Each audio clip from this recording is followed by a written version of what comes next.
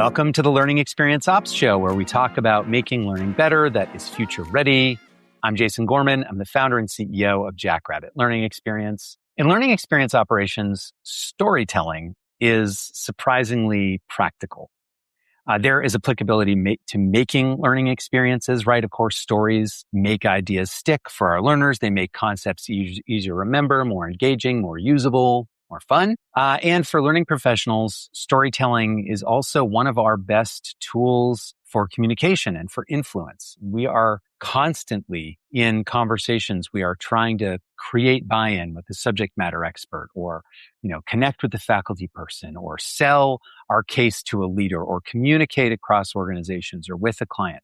And very often we're in a place where we have to do those things, but without direct authority to just make things happen on our own. And so storytelling is a critical skill for all those reasons. And so I'm excited for today's conversation. Simon and I are business partners at a company called Story as a Service, which is focused on, you may have guessed by now, storytelling. And so this conversation that we're going to have, even though we talk many times a week, this is a good opportunity for us to record it. It's kind of a conversation from inside the work. So Simon Greenwold is the co-founder and chief executive officer of Story as a Service, a strategic communications consultancy that specializes in work with, for, and on behalf of higher education. Before starting Story As, Simon spent over 25 years as a leader at pioneering EdTech company 2U and in multiple executive roles at Northwestern University. At each stop, he has designed and enacted meaningful strategies and programs that stick. As a recovering scholar of literature and culture, he understands the power of story to move and compel individuals and groups, and is excited to bring the lessons of narrative force to leaders of mission-driven organizations. Welcome to the podcast, Simon. Thank you for having me, Jason. All right. Well, you ready to do some lightning round questions? I think so. Okay. So tell me your 30-second elevator pitch about... Are you timing me? There's a timer. Yes. No, I'm not. 30 seconds for me is I live in Evanston, Illinois, and I'm delighted to look out and see the sun shining on a snowy March morning, I guess early afternoon, and couldn't be happier being a business partner with Jason Gorman in the little startup that could Story as a Service. That's sweet. We should also mention James here too, probably, right? Absolutely. I didn't know if it would be germane to mention James Altman, the third stool of our incredibly strong three-legged stool that is Story leadership. In terms of Story as a Service, the 30-second pitch, I would say that we do three things. Speaking of three stools, and people remember three things in storytelling. We do three things. We do strategic facilitation that starts with understanding and clarifying an organization's core story, your core story. Once we have that, it's a prerequisite for strategic planning. We can do a strategic plan with you. And the second thing is then teaching and telling that strategic plan and that organizational story to everyone who matters and matters most to you. And then the third leg of the stool is individual storytelling on behalf of the organization. So teaching faculty, students, staff, others, how to tell the most authentic, compelling stories on behalf of the mission, vision, values of the organization that you're serving. And next question is, of all of the things that you do, what is the thing you love the most in your work? Talking to people. Actually, the coolest part about my work, whether it was at university, whether it was in technology, whether it's what we're doing at Story as a Service, it's getting to meet really interesting people, doing really interesting things, making tremendous impact, whether that's in climate, in health, in humanities, literature, and the arts.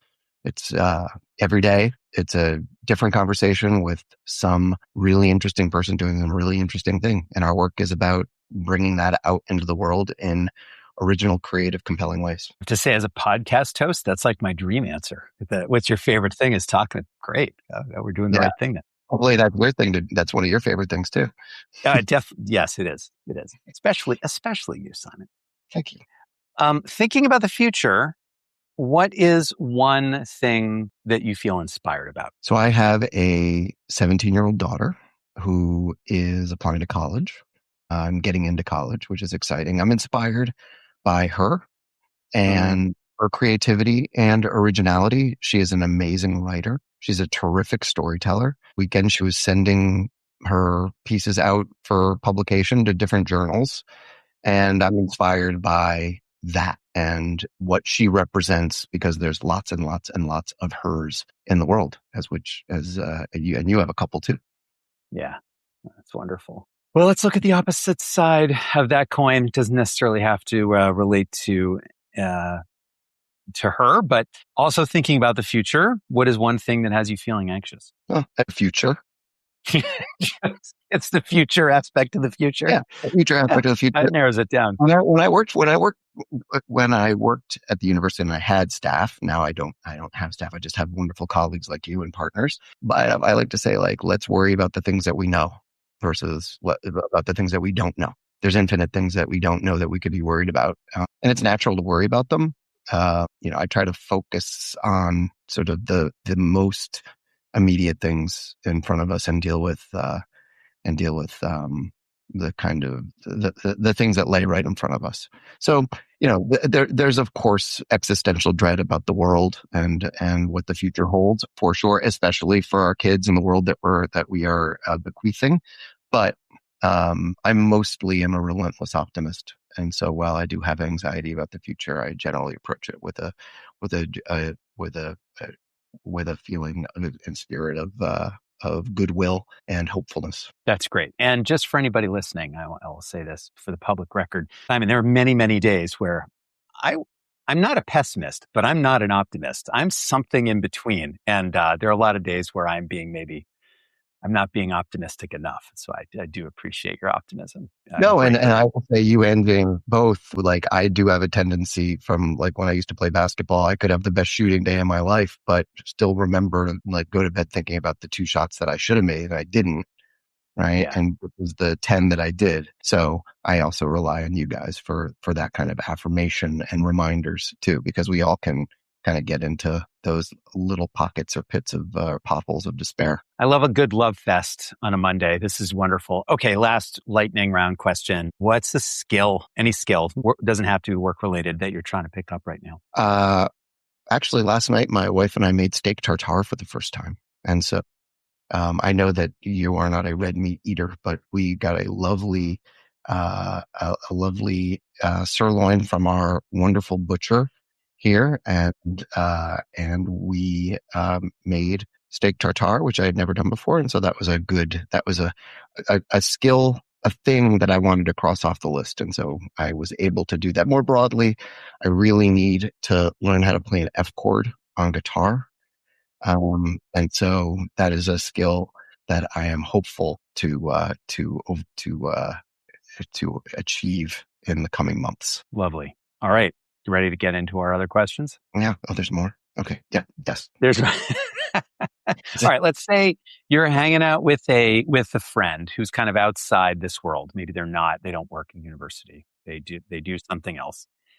And they ask you to just explain what you do. How do you explain what you do to somebody who isn't like a person who does the kinds of things that we do? Yeah. Yeah. So like the thing that I try to focus on most is about communications are the most important thing for organizational health. Internal communications, Jason, you actually helped create the story as a service tagline, your story from the inside out.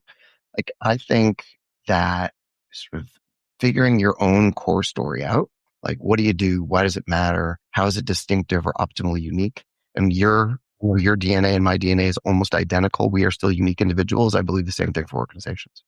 So, when I think about, when I talk about our work with friends, it starts with this idea that in order for organizations to work, they need to have a healthy communications infrastructure.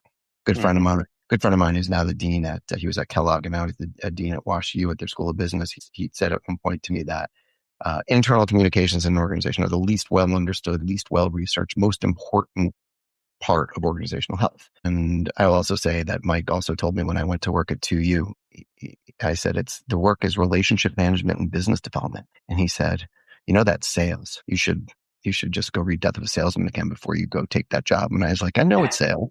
I know it is. But I said, everything that we do at work, especially, you talked about managing with influence, especially for learning design professionals, like everything that you do at a university, not even outside of the university, but within a university, it's all about persuasion. It's all about, so, and he's like, yeah, you're right. When I'm teaching my MBA students, like I'm selling my syllabus to them. I'm hoping they buy it. Right. And it's like, so good stories in the classroom actually help your students. So anyway, in terms of like how I describe the work is like, it's about helping organizations figure out how to communicate more effectively internally in order to communicate more effectively externally. That's terrific. And if, let's say there's somebody who is a little closer to what it is that you do, is there anything else that you would add in addition to what you just said? Yeah, I'd say. And in the intro, I think we certainly over-index on higher education, nearly everything that in higher education, but we do have some amazing clients that are not-for-profits in education and learning. Even we actually have a partner that's in education technology that's a for-profit, Benefit Corp, that are also involved in education and learning. So that's the broader envelope. What I'd say, like if I'm talking to somebody who's a little bit closer to work, is that we all know that academics or even people who are just immersed in their own professional discipline and arena, they speak in a particular vocabulary, a jargon of that. Architects talk like architects, right? Lawyers talk like lawyers, mathematicians talk like mathematicians, so on and so forth. And oftentimes those folks, as extroverted and as compelling as they might be, they might need some help in translating their vocabulary into nouns and verbs that anyone can understand. That would make people say, it would make things that'll help people remember the things that you're saying. And so if I'm, walking the halls at a university or I'm at an academic conference, I'm talking about what we do. A lot of it is about giving examples of work that we've done to translate academese or professional jargon into nouns and verbs that people can understand and putting them into some sort of original content that is compelling. So actually, maybe just to make this that much more concrete, is there a quick example you could give of a project that has been done that really just where you did the things that you just described, just to say like, this was sort of the case and the problem they had, and this is how it... Yeah, absolutely. There was there was a project with Princeton University. You've heard of it. It was actually a very cool project. They were taking 3 different units and creating a new business unit within the Office for Research. So it's called Office of Innovation. And it was bringing in their commercialization groups and other kinds of outreach and engagement groups, and 3 parts of the org that were not sort of connected, strongly connected before, or formally so, organizationally so. And so our work was to come in and work with them to create figure out what are their things that make them unique. Like, what do they do? How are these 3 things together different than the 3 things apart? So what do they do?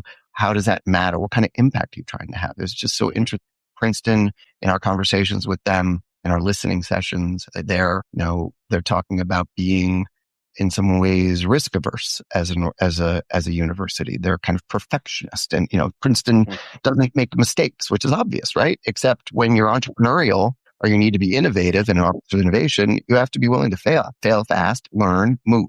And so how do you imbue a culture with that? How do you, in the world of translation of research, so much of that is in the sciences and engineering. And at Princeton, which focuses really holistically on learning and really cares about humanities and social sciences, to their credit, their chief innovation officer wanted to try to bring in the whole university. And so we actually used the word translation as a real key driver for the message for the office, because translation works for scientists. Like, we want to translate bench to bedside, right? Or translate our lab work to something commercial, right? But it also means something to the humanists. It also means something. It brought in the whole campus. And so there was just a real concentration on vocabulary and really focusing in on words. And then what we ended up doing with them, and it's super cool. You can actually see it in their materials now. We actually created a specific visual language to go along with the vocabulary that we developed with them that forces one to innovate while they are interacting with the office. And I won't go into it more, but it was a pretty wonderful original visual language that we did to complement the story work that we did, the narrative work that we did. And I'll give a shout out to our strategic partner, Marco Kindler von Noblock at Multiple Studio, with whom we did that project. They're a Madrid-based studio. That was, I think, their first US-based project. And now we're to be doing a lot more with them. Wonderful. What you just described is really kind of taking this, it's kind of a complex, novel challenge, communication challenge, right? That Princeton had, but a lot of our clients have. And there's a distillation. It's a very common thing in the work. It's just taking something that is hard to communicate or difficult, or somebody, if you are really just immersed in your technical background, it's hard to come up with the words that somebody maybe on the street or, who's looking at funding you but doesn't really understand what you do is going to respond to.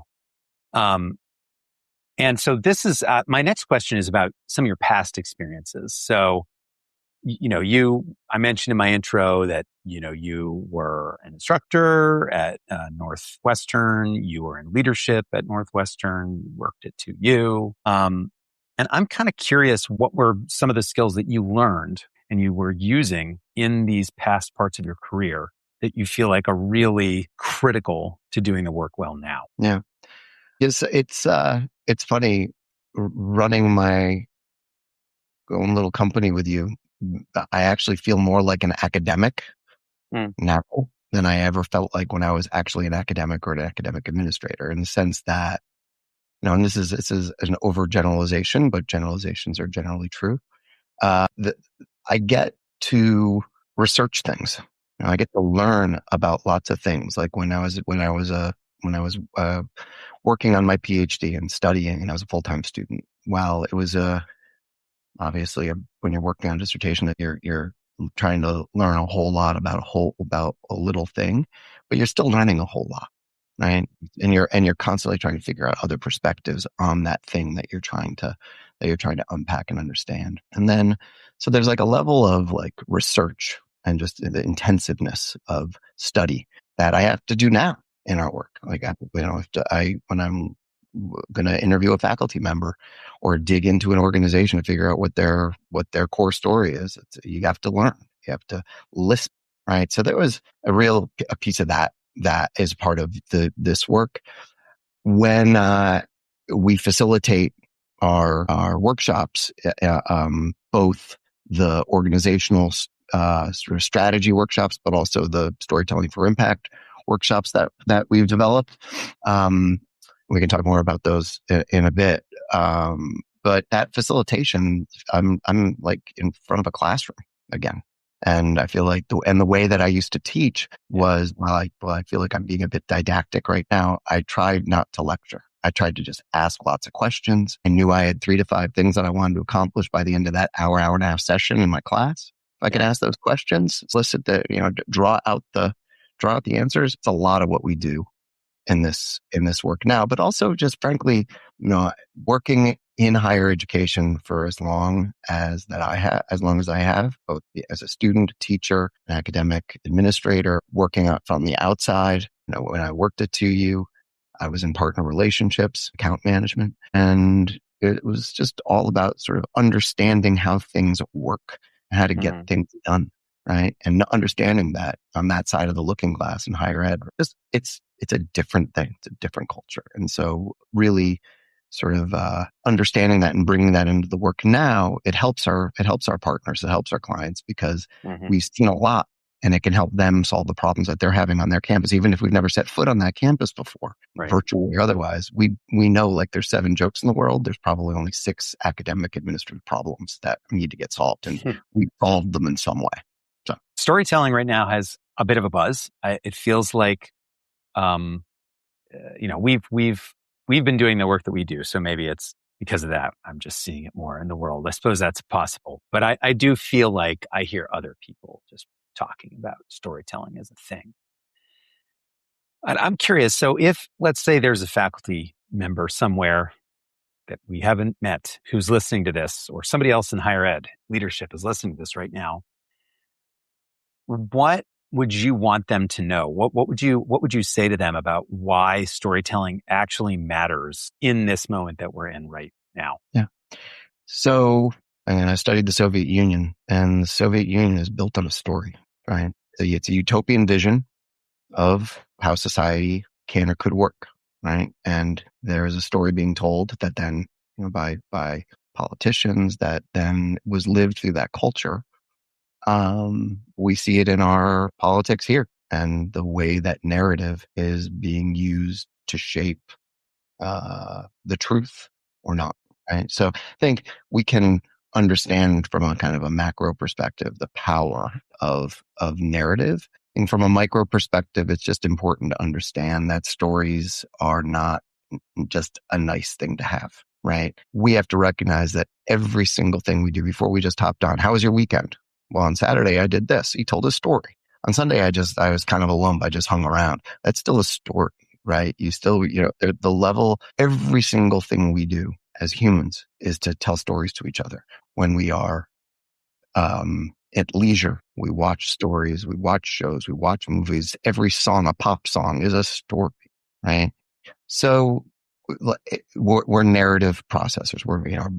We hunger for them. We want them. We feed on them. And so for the faculty member, just to understand, what your data is important, or the language that you use in your literary journal is important. And I would never tell you not to speak in that language or use that kind of data, but understanding that there's ways for what you're doing to stick with the people that need to understand it, need to hear it, right?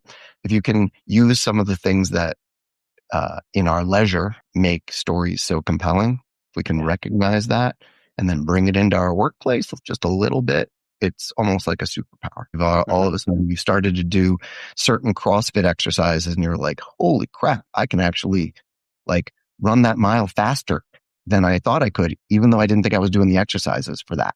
Right? Storytelling is kind of like that. There's certain exercises that you can do. You can get better at it, and it helps you, and then it helps your organization just, I think, thrive in ways that are unexpected, even but definitely help promote the success of what you're trying to achieve. I can think of a couple examples, but I'll ask you the question. What is an example of a client that had this exact thing that you're talking about, right? Where there's just a lot of data, they're doing the research, they have a way of talking about what they do academically, but they needed to kind of bring it down. And if you can talk in specifics, that's great. If not, we can talk in generalities. But I'm kind of curious for you to unpack a little bit this process of going from the very intellectual, the very data-driven, the very technical into the story-driven. What is the story-driven version of the technical and the data-driven? Yeah, we've had a lot of wonderful clients, and I gave an example of Princeton before, and maybe to show the diversity of the kinds of places that we work with. Princeton is obviously it's an N of one. But even universities that it represents, elite private universities or college and universities, that's a lot of the work that we do is with research universities and research units, institute centers and such within those universities. But we also do a lot of work with universities that don't have a massive research enterprise, some, but that are R2s or that are purely sort of tuition driven, largely online or even exclusively online. Doing workforce acceleration, workforce development, largely for working populations, military veteran populations. In many ways, that's the mainstream of higher education, but Princeton isn't the mainstream of higher education. And it's a total pleasure working across that whole continuum. In terms of a project, I'll talk about one of our best and awesomest clients, which is Excelsior University, which is just coincidentally headquartered in my hometown of Albany, New York. I've known their president, David Scable, a real long time, back to when I was a PhD student at Northwestern, and he was a a young associate dean at Northwestern, I want to say. David has done lots of wonderful things and has been president of Excelsior for about 5 years, took it from being a college to a university. And he's one of the more entrepreneurial, innovative leaders in higher education out there right now. And he has a vision and a strategy for how Excelsior can operate within this incredibly volatile, precarious higher education environment we're in, where there's tons of university closures and tons of and a demographic cliff and all of the things that if you read the Chronicle you hear every day. Anyway, they have a strategy that's called the Constellation Strategy, which is a strategy to create a new kind of university system, not a system like the Cal system or the SUNY system or the Wisconsin system, where there's a school here and a school there and a school there. And if you're a student at one of them, you don't really have access to the things at the others. And he's imagining, like, what if you could create a university system that could do that? But it wasn't just within a state, it was within the whole country. And what if that constellation involved nonprofit organization or employers, or you have like internship opportunities? It's a different way of thinking. A lot of what we did with Excelsior was to help sort of really understand what the strategy is and also then how to execute on it. And then to help the legacy employees at Excelsior understand that the work of the future was really the work of the present, right? And understanding that the three things that Excelsior is going to do as a large planet in this constellation or star in the constellation, are the things that Excelsior has been doing for over 50 years. And for people who were there a long time to understand, this is just an extension of what we do, not a totally new thing that's going to make us like have to do everything differently. Might have to do some things differently, but that work, it's a little different. I mean, I think I realized I answered the question a little differently than how you asked it, but it was about taking a concept that was scary for the staff in a lot of ways, this future facing concept, and realizing actually it's actually just an extension of what we have been doing rather than some sort of weird pivot. And I like to say, think of it this way. Your core story of an organization is like a Shakespeare play, right? When Shakespeare wrote the play and it was performed 300 years ago, it's different than it's performed now. Right now, it might be a Netflix series, right? It's a different form, it's a different shape, but it's still the same play. And I think organizations, as they evolve, as they do strategy and think about reimagining themselves, they should be thinking of themselves as a Shakespeare play. I think it's a useful way of taking something that has a past, a legacy that has to be respected in the present in order to kind of push forward into the future. Well, I appreciate what you said about working with lots of different kinds of colleges and universities. They really do vary a lot. And I think one of the things I really was excited to talk about in this conversation, because you are having so many conversations with so many different leaders and so many kinds of institutions of higher ed right now, I'm kind of curious if you could talk a little bit about the kind of zeitgeist. What are people in higher ed? It's a challenging time for higher ed for a lot of reasons. A lot of funding has gone away. There's been a lot of pressure in other places. There's, the enrollments, the foreign student enrollment is challenged. It's a lot. But what are people feeling in higher ed right now? How would you describe what you? Yeah. Well, there's a great Chekhov quote. I think it's a Chekhov quote. I attribute it to him. It might not be right, but we can check. Any moron can handle a crisis. It takes a genius to handle everyday life. Like what I'm seeing across, whether it's the 3-car garage university or the 1-car garage university, last year, well, I should start. Higher ed has been under duress for a really long time. It's actually been, my former boss, Andrew Wachtel, dissertation advisor, former dean, who's like, he would say that higher ed is the last unreconstructed industry in the world. Like it's still waiting for its disruption. I think we're there. Like I think it is officially being disrupted now by, the pandemic gave it a good whack, and now AI is now on its chest, right? I think so. But if you've been in this and you read the Chronicle every day, like as I have for the last 25 years, there's always some existential thing, right? It's worser now. right? I mean, as I just said that, I then it'd be so, yeah, yeah. I did a bunch of PhD students that I did a session of WTF are you going to do with a PhD? Said the job market was always horrible. Now it's horribler, right? It is. Yeah, let's just recognize that higher ed has been under duress a really long time. Yeah. Things have not been great for a long time. It hasn't been disrupted though in quite the way that it is right now. And then there's that external disruption of politics. 2025 was the worst year higher ed ever had, I think, in terms of just like the federal assault on the institution, right? And I think everyone were quite rightly shocked and awed by the awfulness of it. I think what I have seen in the zeitgeist is what happens. We are hardwired to get back to work in the fall, right? We are hardwired to sharpen our pencils and let's get to work.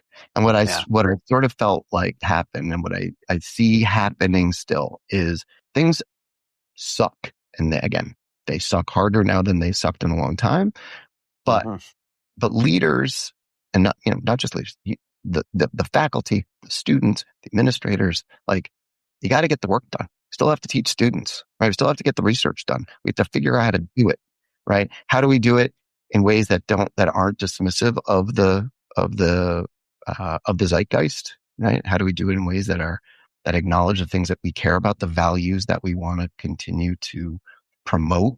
As you know, we just did this big project, a Sloan-funded project with the Ivy Plus on diversity, equity, inclusion. We did that in the last year. Yeah. It's been hard, but there was still a desire to do the work. And I think that's the thing that I am impressed by is the people. Again, we said it in my introduction, we love to work with mission-driven organizations, right? These organizations that are recognized, whether it's teaching students or doing groundbreaking research or both, right? How do we get that done? How do we continue to get it done in the most responsible ways and the most efficacious ways? I think that's where we can help.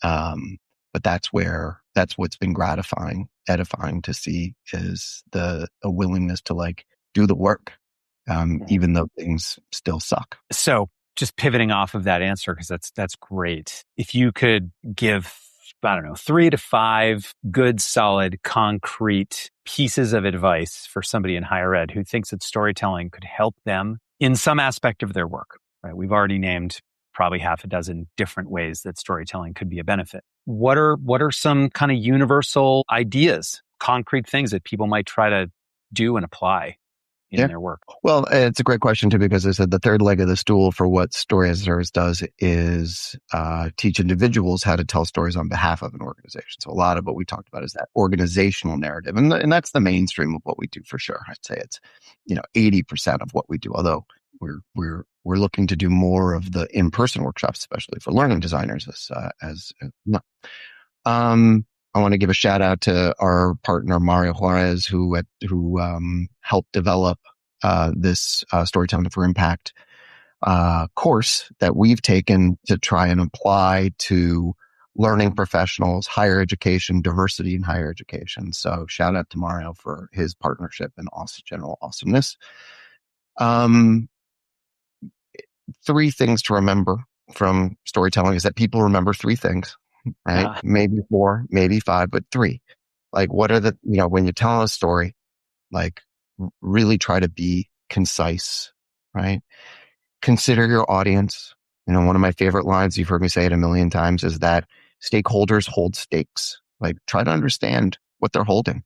Because if you understand what they're holding, you'll be able to get your thing across to them more effectively. And as I often say, sometimes that story needs to get told in a white paper, and sometimes it needs to get told on a trucker hat, right? Same story, different message depending on the stakeholder or your audience. So 3 things, and consider your audience, remember your audience, and again, that goes for individual storytelling as well as organizational. And then remember that people remember details, right? Again, back to my my academic background. Stalin, I think, said, and it's horrible, but 5 million deaths is a statistic. One death is a tragedy. Remember that, right? When you're telling stories about data, like one really well told anecdote with specific details of seeing people, pain, place, right? That's going to make people remember the thing that you're trying to get them to remember. So those would be the three things. Thank you. All right. We just have a couple questions left. Right. So here we go. You have a lot of interests. So I know you. We've covered a tiny little fraction of the things that you are involved with, get up to, are interested in. You're holding a baseball season currently, right? Like, couldn't be more excited. that's one of the things is baseball. But anyway, what's something that you have borrowed from an unusual place that has nothing to do with storytelling, nothing to do with higher ed, nothing to do with academia, that is important in your work? So an idea from some other part of your experience in the world that you use in your work. I was going to talk about Russian literature, but then that's still kind of my work, so I'm not going to do that. I just told a story to actually that David Scaball I mentioned, the president of Excelsior. I just had breakfast with him on Friday. He coincidentally lives here in Evanston, Skokie, Evanston, and commutes to Albany. So it's just a thing. So we're having breakfast, and it was this incredibly gusty day, and it had bad turbulence, and he was able to land. He was a little delayed, but it was fine. Yeah, as long as you take off and land, it's okay. But I told him a story. We were talking about just work and workplace turbulence, right? And I said, actually, my father-in-law was a Pan Am pilot. And for a long time, the email was A747DRVR at Hotmail or something, whatever it was. And Yahoo, maybe. And if that's still there, probably. I shouldn't throw shade on Yahoo. But anyway, I remember having a conversation. This is like, if you close your eyes and you think about a Pan Am pilot, like that's my father-in-law. Like 6'3", slick back gray hair, blue eyes, broad shoulders, like quiet, earnest. Right. He was a Navy pilot. He had his hook from landing on aircraft carriers. He had his hook from the Navy in Vietnam hanging over their garage. Like this is like, he's like the opposite. My father, who is, a wonderful, crazy Jewish artist from New York. It's like the complete opposite person. But years and years and years ago, Kurt told me that my father-in-law told me there's three kinds of turbulence. There's mild, moderate, and severe. Right? And that mild turbulence can even be like you pulling on against your seatbelt a little bit during the flight. Even when the pilot says, flight attendants in your jump seats, that's still mild most of the time. He said in all the years of flying, there was moderate turbulence, maybe a couple hundred times. But again, this is in 30 years of flying, right? And that's like things are a little bit like feel like, oh, you're like really holding on to you. And then like, and severe is like things are flying around the cabin. And that like happened like less than 10 times or something like that in all the years of flying. So the message is like when you're feeling it, it feels mild. I mean, it feels horrible. It feels severe. It's probably 99% of the time it's still mild. I don't want to say that it's not all. Sometimes things can be awful, right? But so I think about this at work, right? When I like it, or the moment, the cultural, socio-cultural, political moment we're in right now. Sometimes, because does it feel like it's severe turbulence, or is it might feel like that, but it might actually just be mild. We just need to figure out how to ride it out, right? Again, I don't mean to say that crises don't happen and things aren't severe. Sure.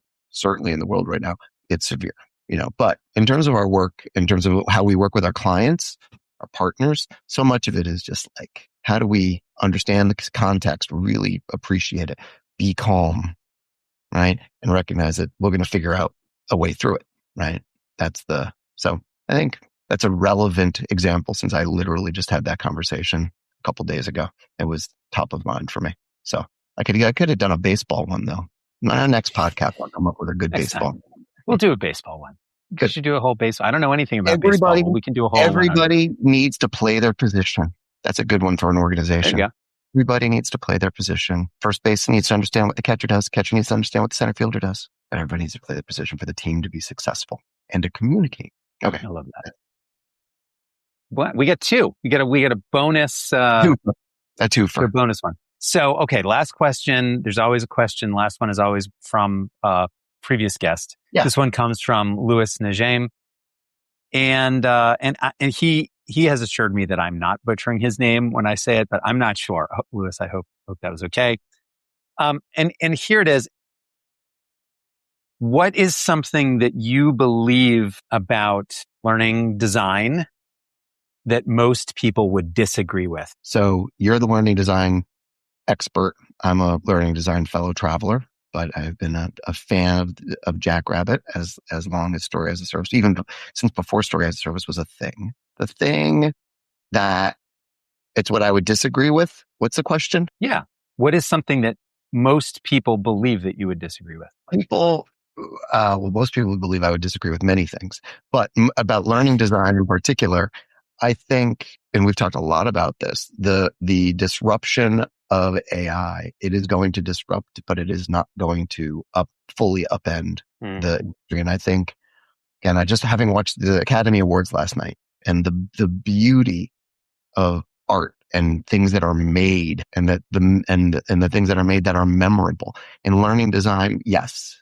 Is AI going to disrupt? It is for sure going to disrupt. But for learning designers, there's going to be I think many would say that the industry is going to be it's going to go away even. And I would say absolutely not, that there's way too much humanity that's necessary in it for good learning, real, authentic learning to happen. And so that's why I would say to the learning designers listening in, keep at it.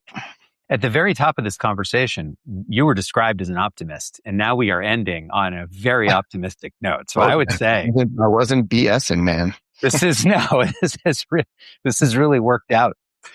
Simon, thank you so much for coming on and doing this. This is really fun. I appreciate you, man. That's a wrap on this episode. If you found this useful, please subscribe and share it with a fellow learning professional. It's the best way to help others find the show. And if you want to keep the conversation going, we have two ways to do it. We have a monthly online AI forum for learning professionals. We also have a Slack community by the same name, totally dedicated to learning professionals. These are great places to meet more people who do the kinds of things that we do and make sense of the world that we're in and what's coming together. You can find the links in the show notes, or you can reach out directly to us at podcast@jackrabbitlx.com. See you next time.